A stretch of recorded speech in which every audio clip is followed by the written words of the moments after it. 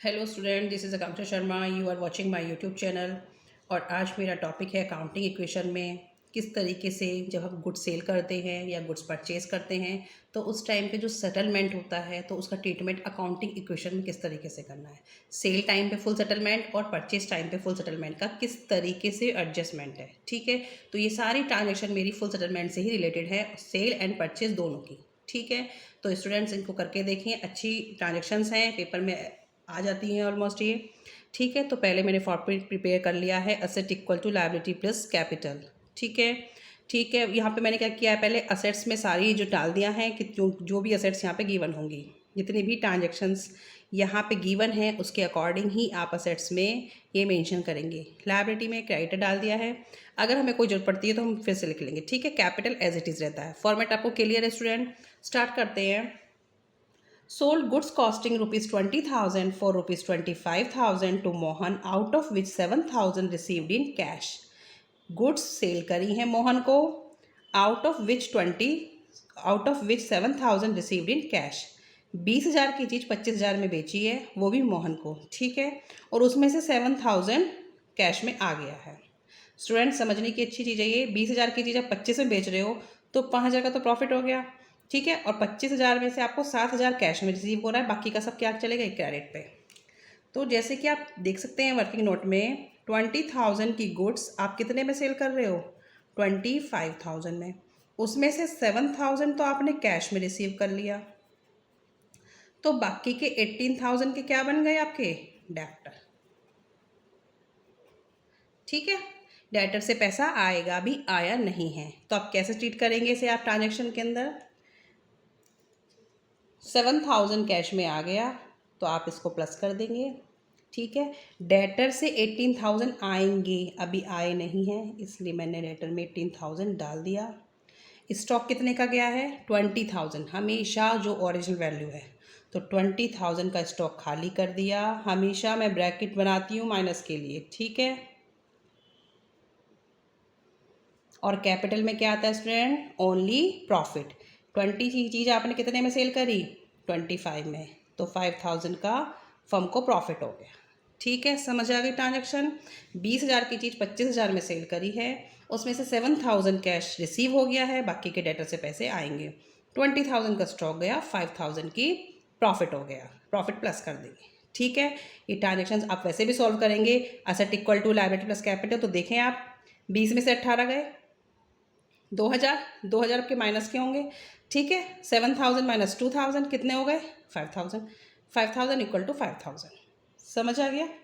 आगे चलते हैं। Received 17,400 from Mohan in full settlement of his account by cheque. अब कितने की थे, डेटर से कितना आना था, 18,000, बट उसने कितना दिया, ओनली 17,400 का फुल सेटलमेंट है। तो इट मीन्स हम कितने के लॉस पे हैं, हमें 18,000 वो देना था, वो देता, लेकिन उसने हमें दिए कितने, 17,400, तो हम 600 के लॉस से हैं। ये हमारा लॉस है, हमारा मीन्स फर्म का लॉस है। ठीक है, तो क्या करेंगे, अभी जो 17,400 आपने रिसीव करे हैं full settlement of his account by cheque के थ्रू रिसीव करे हैं, तो कैश में तो कुछ नहीं आएगा, क्योंकि चेक आया है, और चेक का कनेक्शन किससे होता है, बैंक से। तो बैंक में आप डाल दें पहले 17,400। ठीक है, अब क्या करेंगे, फुल सेटलमेंट हो गया, इट मीन्स आपके जो क्रेडिट डेटर थे ना वो पूरे के पूरे अब ख़त्म हो गए। आप इसे 18,000 से माइनस कर देंगे, और स्टॉक में कुछ नहीं, कैपिटल में कितना जाएगा, 600 का लॉस हो गया फर्म को। समझ आया? जहाँ भी फुल सेटलमेंट वर्ड आ जाएगा वहाँ पे आप पूरे अमाउंट से अपने डेटर या क्रेडिटर जिस भी आपकी ट्रांजेक्शन में आ रहा है तो आप उसे पूरा का पूरा माइनस करेंगे अमाउंट को। बेशक उसने देने वाले ने या आपने कम दिए हो, लेकिन आप पूरे के पूरे से आप उसे क्या करेंगे, ख़त्म कर देंगे, क्योंकि आपका डेटर क्या हो गया, अब जीरो बैलेंस बचेगा। 18 में से 18 गए तो जीरो बैलेंस बचेगा। तो फुल सेटलमेंट मीन्स काम खत्म, डेटर आपके ख़त्म हो गए हैं। तो अब 17,400 उसने दिए हैं, तो दिए किसने हैं, 17,400, तो हमने बैंक में डिपॉजिट कर दिए क्योंकि चेक में दिए थे। डेटर 18,000 के खत्म हो गए, इसलिए मैंने माइनस का साइन ये ब्रैकेट बना दिया है। 600 का फर्म को लॉस हो रहा है, क्योंकि देने उसने 18,000 दे रहा है 17,400। समझ आ गया? अब देखो, purchase goods from Amit rupees 30,000। 30,000 की गुड्स परचेज करी हैं अमित से, तो ये आपके पास से कैश तो गया नहीं, ये तो सिंपल है, किसी का नेम गिवन हो, कैश की स्पेलिंग नहीं गिवन है, ना चेक कुछ गिवन है, तो 30,000 ऑन क्रेडिट हुए हैं। ठीक है, लेकिन स्टॉक आ गया, 30,000 का आप स्टॉक में प्लस कर देंगे और 30,000 के क्रेडिटर बढ़ा देंगे। ये तो सिंपल सी ट्रांजेक्शन है, सभी स्टूडेंट्स को कर लेते हैं। ठीक है, रिटर्न गुड्स टू अमित 2,000। अब गुड्स रिटर्न कर दी अमित को 2,000 की, ये भी अच्छी एंट्री है। जितने का आपने स्टॉक बढ़ाया था उतने से 2,000 का कम कर दो। ठीक है, ये हमने क्या किया, गुड्स अमित को रिटर्न कर दी। अमित को कितने की कर दी, अब हमने 2,000 की वापस कर दी हैं, तो अब हमारे क्रेडिटर भी कम हो जाएंगे। ठीक है, इतनी बात समझ में आ गई। 2,000 की गुड्स रिटर्न करी तो स्टॉक भी 2,000 से कम करो और अपने क्रेडिटर को, क्योंकि मुझे 30,000 देने थे, अगर मैंने 2,000 की कम कर दी तो मेरे क्रेडिटर कितने के बचे, 28,000 के। ठीक है, अब आगे देखो, issue a cheque of ₹27,200 to Amit in full settlement of his account. अब मैं issue a cheque means cheque काट के दिया गया 27,200 का, फुल सेटलमेंट, यहाँ भी फुल सेटलमेंट वर्ड आ गया। अब देखो समझने की चीज़ है, मैंने गुड्स खरीदी थी 30,000 की, ठीक है, उसमें से मैंने 2,000 की क्या कर दी, रिटर्न कर दी, तो कितना देता वो क्रेडिटर मेरे को, मुझे पे करने थे क्रेडिटर को 28,000। बट अब मैं जो चेक इशू कर रही हूँ मैं उसको कितने का कर रही हूँ, 27,200 का, और फुल सेटलमेंट हो गया तो 800 का क्या है, ये मुझे फ़ायदा हो रहा है, क्योंकि अब मैं मीन्स फर्म पैसे दे रही है, और जब फर्म कम पैसे दे रही है, 28,000 की जगह 27,200 दे रही है, तो फर्म फ़ायदे में है, 800 रुपये का उसका प्रॉफिट हो गया।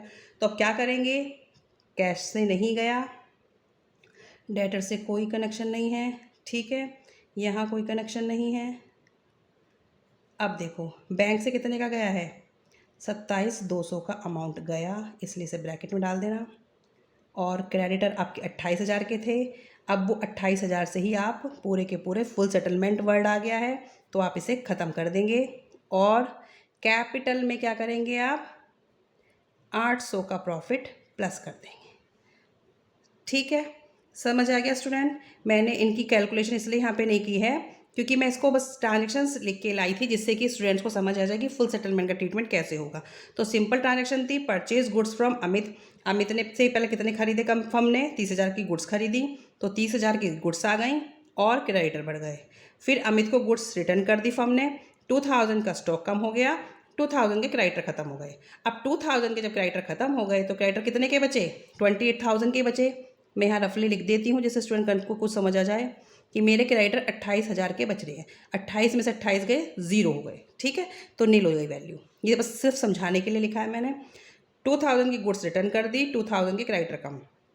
अब यहाँ पे जो चेक काट के दिया है वो 27,200 का दिया है, तो 27,200 बैंक से कम और क्रेडिटर पूरे के पूरे खत्म। ये क्रेडिटर का अमाउंट बचा है रिमेनिंग, इसमें से पूरे खत्म कर दी क्योंकि फुल सेटलमेंट वर्ड आ गया, और 800 का फर्म को फ़ायदा हो गया। जब फर्म परचेज करती है, परचेज करते वक्त कुछ कम दे के आते हो तो तुम्हारा फ़ायदा है, आपका भी, या फर्म जो है जो भी उसका फ़ायदा है। बट अगर जब सेल करती है और उसे कम मिलता है सामने वाले से तो उसका नुकसान है। ठीक है, ये आपको ध्यान रखना है। फुल सेटलमेंट की ट्रांजेक्शन बहुत अच्छी हैं, आप इनकी प्रैक्टिस करें। ठीक है स्टूडेंट, ओके, थैंक यू।